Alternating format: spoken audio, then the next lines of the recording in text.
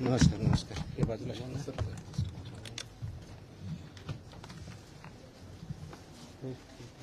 आपल्या फोडला बोलला तुम्ही बसा. थोडं पाठीमाग घेऊ का? थोडं पाठीमाग सरू का?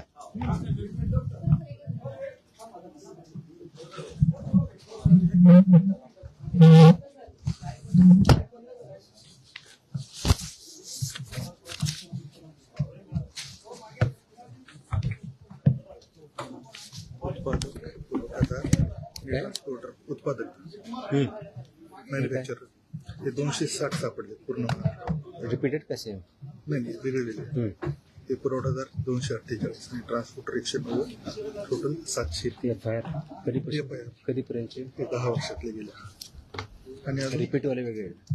रिपीट येणार हे डिव्हिजन वाईज आहे. डिव्हिजन रेट टेबल नाही झालं सर पूर्ण, पण हे कॅल्क्युलेट करून घेतलं. ठीक. करूया चालू.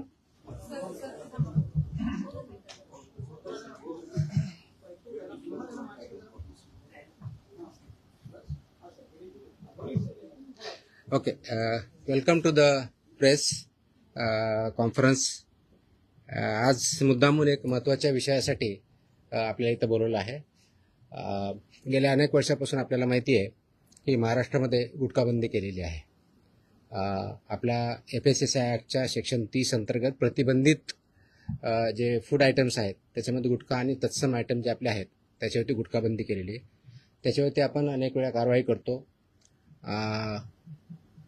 रेड्स करतो, फाईन करतो, FIR करतो. त्याच्यामधल्या प्रोव्हिजननुसार जेल पण होते, प्रॉसिक्युशन पण चालू आहेत.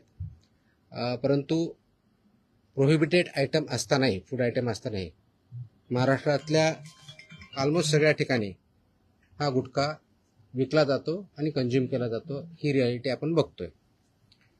मग याच्यावरती पर्याय काय? एन्फोर्समेंट तर चालू आहे, ते आपण आता जास्त स्ट्रिक्ट करत आहोत, तर ते चालूच राहील. परंतु याच्यावरती काही डेटरन्स असा क्रिएट करता येईल का की ज्याच्या माध्यमातून, कारण प्रोड्युसर तर इथं नाही आहेत प्रोहिबिटेड असल्यामुळं, ते बाहेरून आपण जे याच्यामध्ये इन्व्हॉल्व असणारे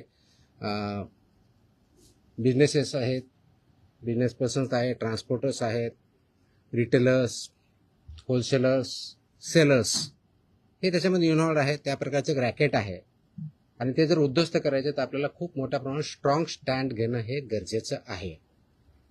ह्या निष्कर्षापर्यंत शासन पोहोचलेलं आहे आणि म्हणून मध्ये बऱ्याच वेळेस याच्यावरती डिस्कशन पण झालं की काय केलं पाहिजे.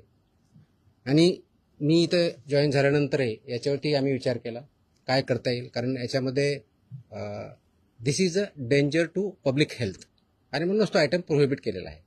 तर पब्लिक हेल्थला जर डेंजर असेल आणि तो आयटम प्रोहिबिट केलेला असेल तरीही त्याचा व्यापार होत असेल, तिथं ट्रान्सपोर्ट होत असेल, होलसेलर विकत असतील, सेलर विकत असतील आणि तो अवेलेबल होत असेल, तर त्याच्यावरती स्ट्रिंजेस्ट पॉसिबल ॲक्शन घेणं गरजेचं आहे.